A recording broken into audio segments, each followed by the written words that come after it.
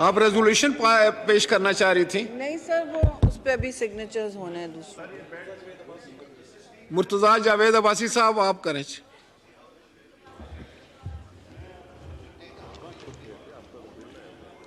Ji, point of order जी। एक second, वो शाहिदा रहमानी साहबा। जी स्पीकर साहब, मैं जी जी जनाब। स्पीकर साहब, पिछले जॉइंट सेशन में भी मैंने ये पॉइंट टेकअप किया था, आपकी खिदमत में ये अर्ज किया था स्पीकर साहब के इस वक्त जो मुल्क का सबसे बड़ा इशू है वो अवाम जो सवाल कर रहे हैं पिछली हुकूमत की 4 साल कारकर्दगी के बाद कि जो महंगाई है और जो माशी तबाही है, इसका जिम्मेदार कौन है? जनाब स्पीकर, पूरी कौम इस वक्त मुंतज़र है, ऐवान की तरफ देख रही है कि 2018 में एक मजबूत मईशत वाला मुल्क 2022 में उसकी मईशत और उसका निज़ाम हुकूमत इस नेच पे पहुँच गया कि जो हुक्मरान हैं, जो हमें समझ नहीं आ रही कि वो मुल्क के खैर ख्वाह हैं या मुल्क के दुश्मन हैं, जो ये कह रहे थे कि पाकिस्तान डिफ़ॉल्ट करने जा रहा है।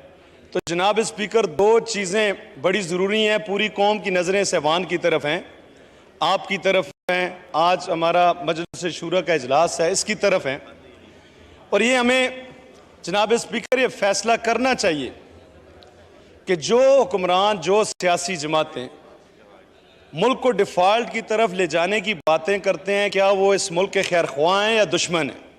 और दूसरा, इस जमहूरी निज़ाम के हवाले से पाकिस्तानी कौम ने हम मुंतखब नुमाइंदों को 5 साल के लिए मुंतखब करके इस हुकूमत इस ऐवान में भेजा है जनाब स्पीकर। और जो सियासी एक जमात जो कह रही है कि मुद्दत से पहले इलेक्शन करवाए जाएं इस मुल्क के अंदर, जनाब स्पीकर, जब तक उस जमात के पास इक़्तिदार था तो ये ऐवान दुरुस्त था। जनाब स्पीकर, जब तक एक सियासी जमात का जो सरबराह है वो मुल्क का वज़ीर-ए-आज़म था तो ये निज़ाम दुरुस्त था, और जब एक जमहूरी तरीके से उसको वज़ारत उज़्मा से हटाया गया तो वो इस नाउज़ बिल्लाह इस मुक़द्दस ऐवान को गंदगी का ढेर तक के अल्फाज उसने इस्तेमाल किए हैं। जनाब स्पीकर, ये हम मुल्क को किधर लेके जा रहे हैं?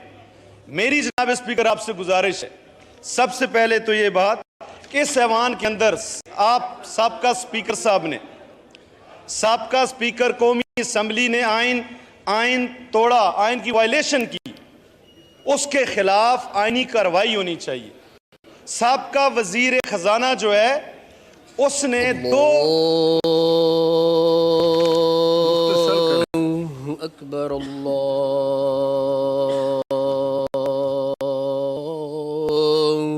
अकबर अल्लाहु अकबर अल्लाहु अकबर अशहदु अल्ला इलाहा इल्लल्लाह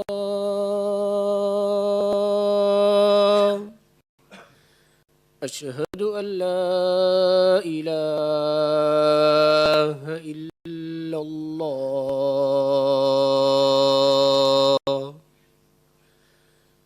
अशहदु अन्न मुहम्मदर रसूलुल्लाह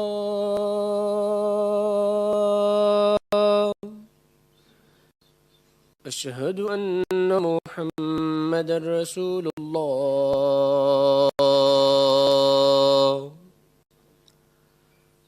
हय्या अलस सलाह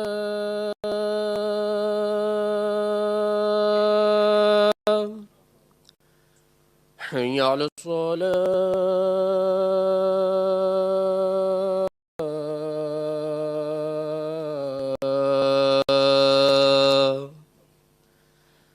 हय्या अलल फलाह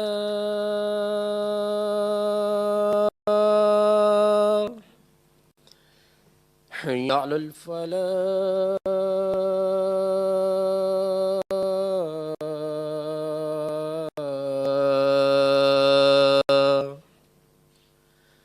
अल्लाहु अकबर अल्लाहु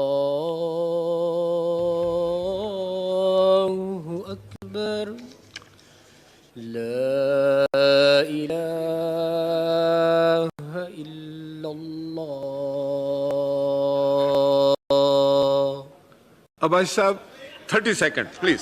अजान स्पीकर साहब, होगी है, मैं कह रहा अजान था होगी। ये जॉइंट सेशन है और जो साबका वजीर खजाना और आप सेनेट के मेंबर हैं, उनकी जब वीडियो लीक हुई जनाब स्पीकर, वो दो सूबाई वजीर खजाना साहिबान को कह रहे हैं कि आप वो अमल करें जिससे मुल्क डिफॉल्ट करे और IMF की किस्त ना मिले। इससे बड़ी गद्दारी इस मुल्क के साथ क्या है? आइन तोड़ने वालों के खिलाफ आपका काम बनता है जनाब स्पीकर, कार्रवाई करें ताकि आइंदा किसी की जरूरत ना हो। और मुल्क दुश्मनी करने वालों के हवाले से अगर एक्शन नहीं लिया जाएगा तो हम कौम को क्या मैसेज दे रहे हैं? क्या जो वो दुश्मन है जो सरहद से उस तरफ हमारा दुश्मन, और क्या ये घर बैठे हुए दुश्मन अगर ये बरसरे पैकार होंगे तो आप किस किस माज पे लड़ेंगे? जनाब स्पीकर, यहाँ मैंने रेफरेंस किया था चेयरमैन सेनेट और आपकी ये जिम्मेदारी है। जो ओथ लिया था शौकत तरीन साहब ने, उसकी वायलेशन है। अगर हम अपने आईनी ओथ जो हलफ लेते हैं उसकी वायलेशन करेंगे और हमें कोई नहीं पूछेगा। Thank you. ये डिस्क्वालिफिकेशन का आप चेयरमैन सेनेट उनके खिलाफ रेफरेंस दायर करें। और जनाब स्पीकर, थैंक यू। आप पिछले स्पीकर और डिप्टी स्पीकर ने जो कानून आइन शिकनी किया उसके खिलाफ आप इलेक्शन कमीशन को लिखें। Thank you sir. Sardar Asrar Tareen Sahab 30 second. अगर साहब 30 सेकंड